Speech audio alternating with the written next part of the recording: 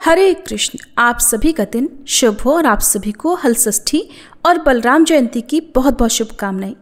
हिंदू धर्म में हर साल भाद्रपद मास के कृष्ण पक्ष की षष्ठी तिथि को हर छठ का त्यौहार मनाया जाता है, जिसे हल षष्ठी, कमर छठ, राधर छठ या फिर छठ महारानी का व्रत भी कहते हैं।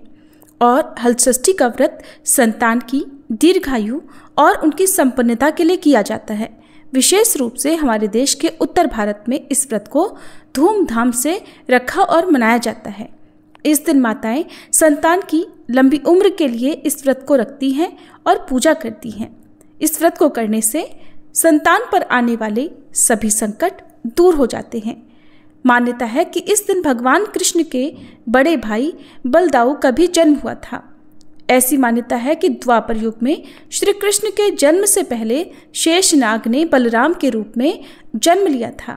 बलराम जी का शस्त्र हल है, इसलिए इस दिन महिलाओं को हल से जुती हुई जमीन पर चलना या हल से उत्पन्न हुई सामग्री को उपयोग करना वर्जित माना जाता है। वैसे तो इस व्रत को केवल वही स्त्रियां करती हैं जिनको पुत्र होता है, लेकिन जिन महिलाओं का गर्भ बार बार नष्ट हो जाता हो तो उन्हें भी इस व्रत को धारण करने से दीर्घायु और स्वस्थ संतान की प्राप्ति होती है।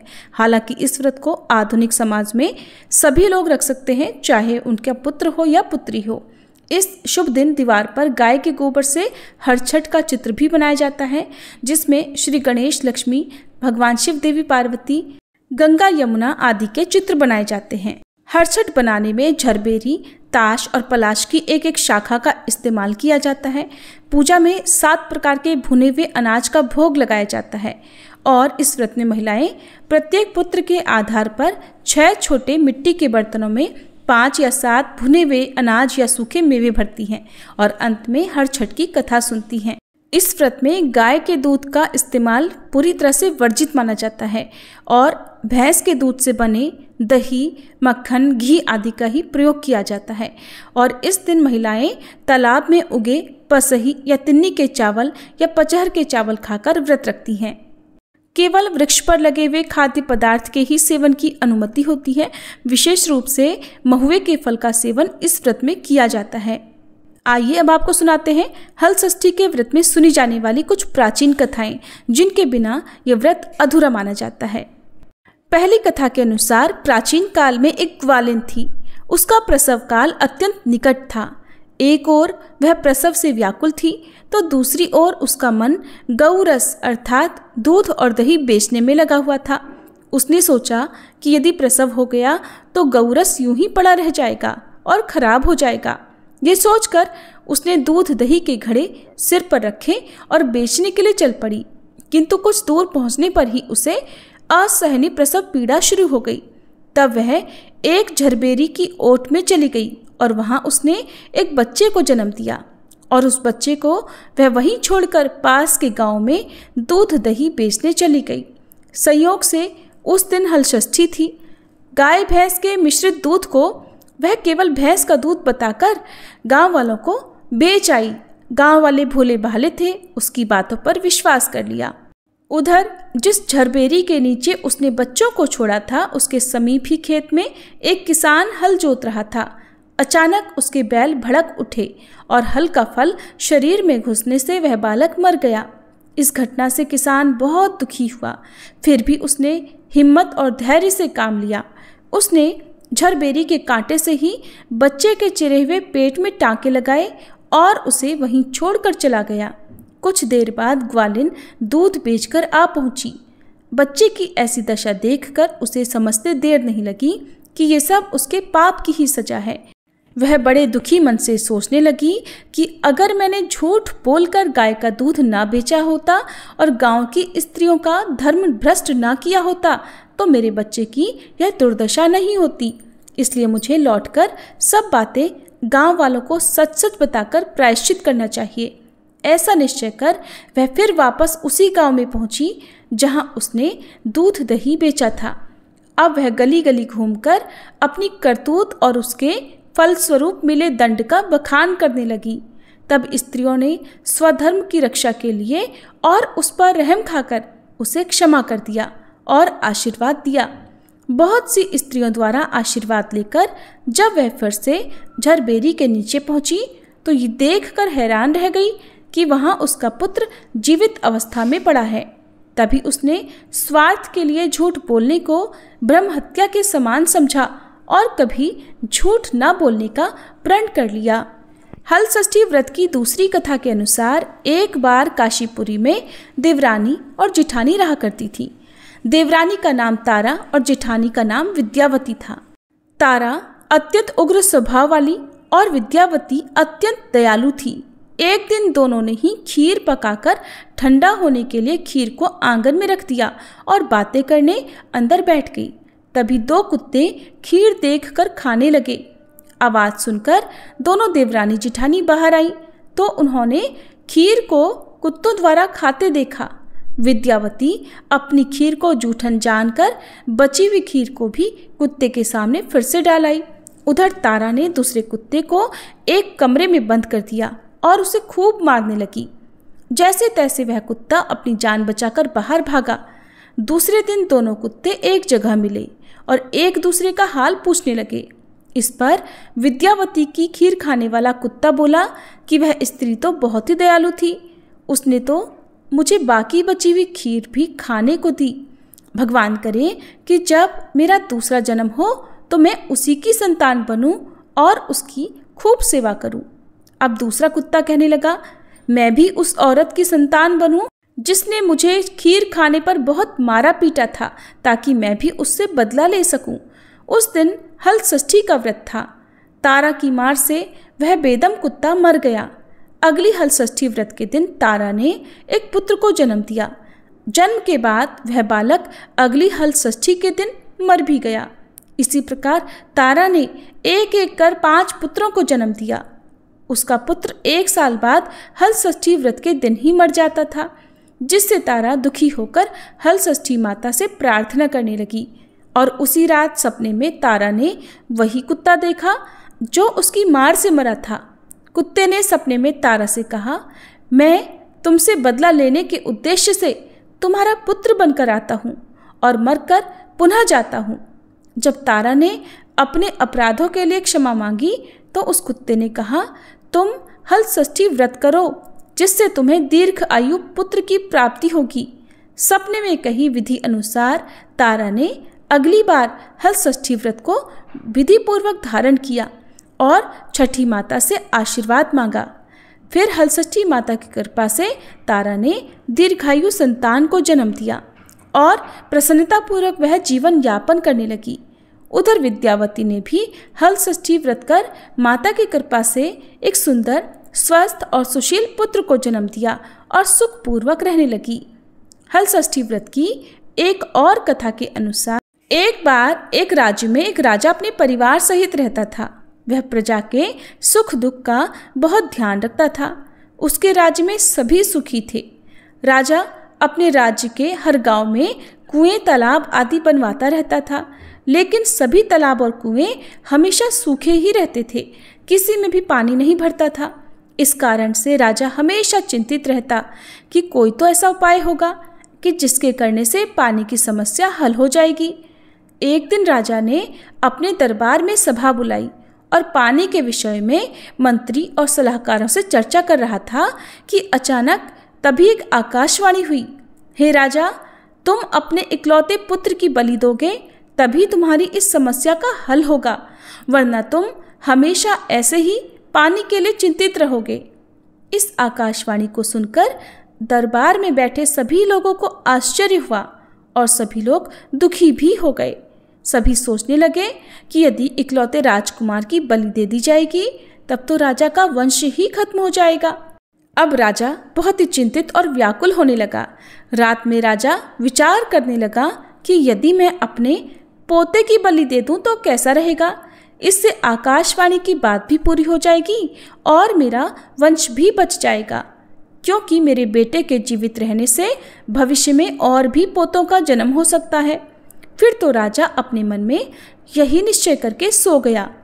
अगले दिन हलषष्ठी का व्रत आया। राजा के बेटे की बहू हलषष्ठी का व्रत रखती है। इधर राजा सोचने लगा कि मैं बहू से उसके पुत्र को बलि के लिए कैसे मांगूं? कोई माँ अपने पुत्र को बलि के लिए भला कैसे दे सकती है, और वो भी आज के दिन जबकि माताएं अपने पुत्र के सुख सौभाग्य और दीर्घायु के लिए व्रत रख रही हो। राजा मन में विचार करने लगा कि क्यों ना मैं बहू को किसी बहाने से उसके मायके भेज दूं और पोते को छोड़ जाने का कह दूं। जब बहू चली जाएगी तब मेरा काम बन जाएगा, बाद में बहू को कोई भी बहाना बना दूंगा। राजा को यह निर्णय उचित लगा और वह बहू के पास जाकर कहने लगा, बहू रानी, अभी तुम्हारे मायके से खबर आई है कि तुम्हारी माँ बहुत बीमार है, वह तुमको देखना चाहती है। तुम अपनी माँ को देखने चली जाओ, लेकिन पोते को मेरे पास छोड़ जाओ। ये सुनकर बहू कहने लगी, पिताजी, आज तो हल षष्ठी है, आज मैं कैसे जा सकती हूँ? आज के दिन तो हल जुती जमीन पर चलना मना रहता है। तब राजा बोला, तुम चलकर नहीं जाओगी, मैं पालकी सजवा देता हूँ, तुम उसमें बैठकर चली जाना। इधर बहू के जाते ही राजा अपने पोते को सागर के पास ले जाकर बलि चढ़ा देता है। उसके बाद उसे बहुत आत्मग्लानि भी होती है कि वह अब अपनी बहू से क्या कहेगा। उधर बहू जब अपने मायके पहुंची तो सभी महिलाएं हल षष्ठी पूजा की तैयारी कर रही थी। उसकी माँ भी पूजा करने को तैयार बैठी थी। अपनी माँ को स्वस्थ देखकर बहू को बड़ी प्रसन्नता हुई, लेकिन आश्चर्य भी हुआ कि ससुर जी ने ऐसा क्यों कहा। उसके बाद सभी मिलकर हल षष्ठी देवी की पूजा करने लगे। बहू भी पूजा करके व्रत का पारण कर कहारों के साथ वापस चली गई। रास्ते में वह कहारों को कहने लगी, हमारे ससुर जी ने जो भी कुएं तालाब आदि बनवाए हैं उसी तरफ से लेकर चलना, मैं तालाब में हाथ मुंह धोकर ही घर जाऊंगी। कहारों को असमंजस होता है, लेकिन बहू की जिद के कारण वे उधर ले जाते हैं।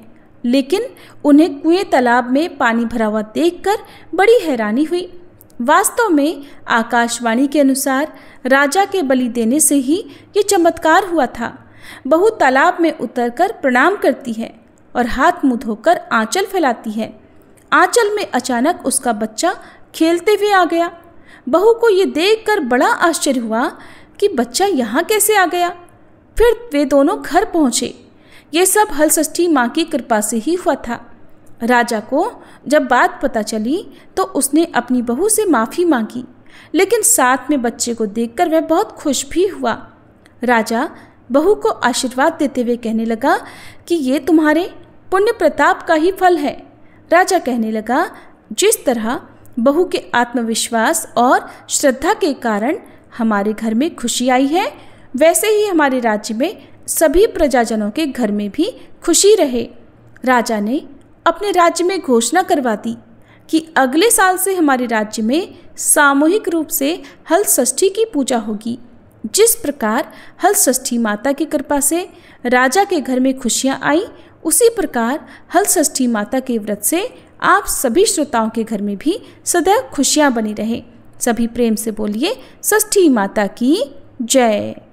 हल षष्ठी व्रत की एक और कथा के अनुसार मथुरा का राजा कंस अपनी बहन देवकी को विवाह के बाद विदा कराने जा रहा था। तभी आकाशवाणी के वचन सुनकर कि देवकी का 8वां पुत्र ही तेरी मृत्यु का कारण बनेगा, उसने अपने बहन बहनोई को कारागार में डाल दिया। वासुदेव देवकी के 6 पुत्रों को एक एक कर कंस ने मार डाला। जब 7वें बच्चे के जन्म का समय नजदीक आया तो देवर्षि नारद जी वासुदेव और देवकी से मिलने पहुँचे और उनके दुख का कारण जानकर देवकी को हल षष्ठी देवी के व्रत रखने की सलाह दी। देवकी ने नारद जी से हल षष्ठी व्रत की महिमा और कथा पूछी तो नारद जी ने पुरातन कथा कहना प्रारंभ किया कि एक बार चंद्रव्रत नाम का एक राजा हुआ, जिसका एक ही पुत्र था। राजा ने राहगीरों के लिए एक तालाब खुदवाया, किंतु उसमें जल नहीं रहा, सूख गया। राहगीर उस रास्ते से गुजरते और सूखे तालाब को देखकर राजा को बुरा भला कहते। इस खबर को सुनकर राजा दुखी होता कि मैंने तालाब खुदवाया, मेरा धन और धर्म दोनों ही व्यर्थ गया। उसी रात राजा को स्वप्न में वरुण देव ने दर्शन देकर कहा कि राजन, यदि तुम अपने पुत्र की बलि तालाब में दोगे तो जल भर जाएगा, अगली सुबह राजा ने स्वप्न में वही बात दरबार में सुनाई और कहा कि मेरा धन और धर्म भले ही व्यर्थ हो जाए, पर मैं अपने पुत्र की बलि नहीं दूंगा। ये सब बातें जब लोगों से होती हुई राजकुमार के कानों तक पहुंची तो वह सोचने लगा कि यदि मेरी बलि से तालाब में पानी आ जाए तो लोगों का भला होगा।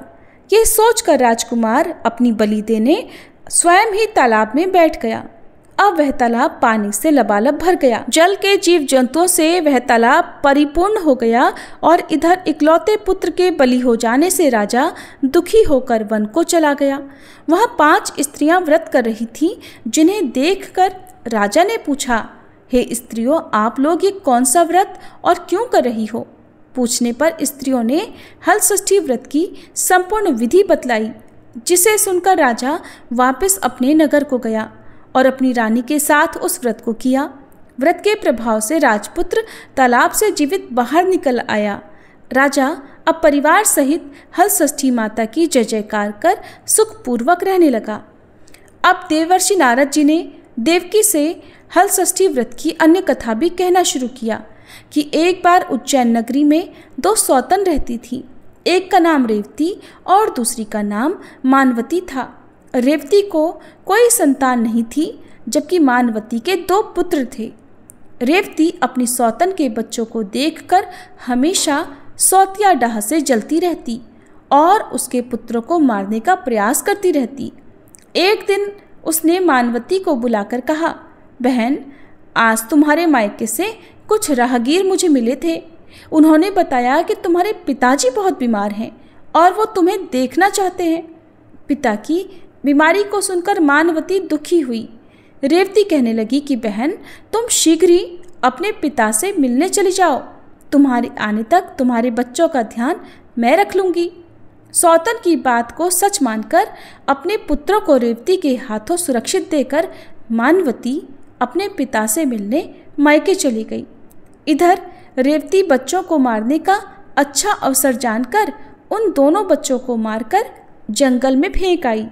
मानवती इधर जब अपने मायके पहुंची तो पिता को स्वस्थ देखकर उसने अपने पिता से अपनी सौतन की कही बातों को कह दिया और कुशलक्षेम पूछने लगी। अब मानवती के पिता ने किसी अनहोनी के संदेह से पुत्री को जाने को कहा, किंतु मानवती की माता ने कहा, पुत्री, आज तो हलषष्ठी माता का व्रत है।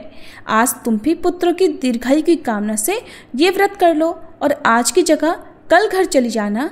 माता की सलाह मानकर मानवती अपने पुत्रों की स्वस्थ दीर्घायु कामना से हलषष्ठी माता का व्रत धारण कर दूसरे दिन अपने घर जाने को निकली। रास्ते में फिर वही जंगल पड़ा। उसने देखा कि उसके दोनों पुत्र जंगल में खेल रहे हैं, तो उनसे पूछा कि तुम लोग यहाँ इतनी दूर कैसे पहुँचे? तब पुत्रों ने बताया कि माँ, आपके चले जाने पर हमारी दूसरी माता ने हमें मारकर यहाँ फेंकवा दिया था। तभी एक दूसरी स्त्री हमें फिर से जिंदा करके चली गई। अब मानवती को समझते देर नहीं लगी कि ये सब माता हलषष्ठी की कृपा से ही संभव है, और फिर वह हलषष्ठी माता की जय जयकार करती हुई घर को चली गई। नगर में मानवती के पुत्रों को पुनः जीवित देखकर और माता हलषष्ठी की महिमा जानकर सभी स्त्रियां हलषष्ठी व्रत करने लगी। देवर्षि नारद ने देवकी से हलषष्ठी व्रत की और कथा कहना प्रारंभ किया कि दक्षिण में एक सुंदर नगर है। वहाँ एक बनिया अपनी पत्नी के साथ रहता था। दोनों पति पत्नी स्वभाव से बहुत अच्छे और संस्कारी थे, लेकिन उनके साथ एक अनहोनी घटित होती। बनिए की पत्नी जब भी गर्भवती होती तो संतान को जन्म देती, लेकिन दुर्भाग्यवश उसकी संतान कुछ समय बाद ही मर जाती। इस तरह एक एक करके बनिए की पत्नी की 6 संतान काल के ग्रास में समा गई। इस कारण दोनों पति पत्नी बहुत दुखी होकर मरने की इच्छा से अपने घर को छोड़कर वन की ओर चले गए। वहीं जंगल में एक साधु से उनकी भेंट हुई तो उन्होंने साधु से अपनी व्यथा कह सुनाई। साधु ने आंखें बंद कर अपने तपोबल से देखा कि बनिए की संतान कहाँ पर हैं। साधु ध्यान में यम, कुबेर, वरुण, इंद्रादि लोक में ढूंढते रहे, किंतु जब वहां पर बनिए के बच्चे नहीं दिखे तो साधु तपोबल से ब्रह्मलोक को देखने लगे। वह साधु ने बनिए की सारी संतानों को देखकर उन्हें अपने माता पिता के पास वापस लौटने का आग्रह किया। बच्चों ने वापस लौटने से मना कर दिया और कहा कि मुनिवर, इससे पहले भी हम कई बार जन्म ले चुके हैं। हम किस किस माता पिता को याद रख उनके पास जाएं? हम जन्म, मृत्यु और गर्भ के चक्कर से अब मुक्त हैं, इसलिए अब हम नहीं जाना चाहते। तब साधु ने बनिया को दीर्घजीवी संतान प्राप्ति का उनसे उपाय पूछा। उन आत्माओं ने कहा कि यदि बनिया और उनकी पत्नी माता हलषष्ठी का व्रत रखकर पूजन, कथा श्रवण कर अपने पुत्र को व्रतोपरांत जल से भीगा कपड़ा लगाएं तो उनका वह बालक दीर्घजीवी होगा। उन आत्माओं से इस प्रकार सुनकर साधु ध्यान से वापस आकर बनिए से हलषष्ठी व्रत की कथा, नियम आदि को विधि पूर्वक बताने लगे। साधु से इस विधान को सुनकर वे दोनों पति पत्नी अपने घर वापस गए। समय बीतने पर जब हलषष्ठी व्रत का दिन आया तो उन्होंने व्रत रखा और संतान प्राप्ति का वर मांगा। हलषष्ठी माता की कृपा से अब बनिए की पत्नी गर्भवती हुई और उसने एक सुंदर संतान को जन्म दिया। अगले व्रत आने पर उन्होंने साधु के बताए अनुसार अपने पुत्र को पानी से भीगा पोता मारा और माता की कृपा से अब की बार उनकी संतान दीर्घायु को प्राप्त हुई। बनिए का परिवार प्रसन्नतापूर्वक जीवन यापन करने लगा। इस प्रकार देवर्षि नारद के मुख से इन सभी कथाओं का वृत्तांत सुनकर देवकी ने भी हलषष्ठी का व्रत किया, जिसके परिणाम स्वरूप उन्हें श्री कृष्ण जैसी संतान की प्राप्ति हुई। ये थी हलषष्ठी व्रत की सभी कथाएं। सभी प्रेम से बोलिए हलषष्ठी माता की जय, बलदाऊ की जय।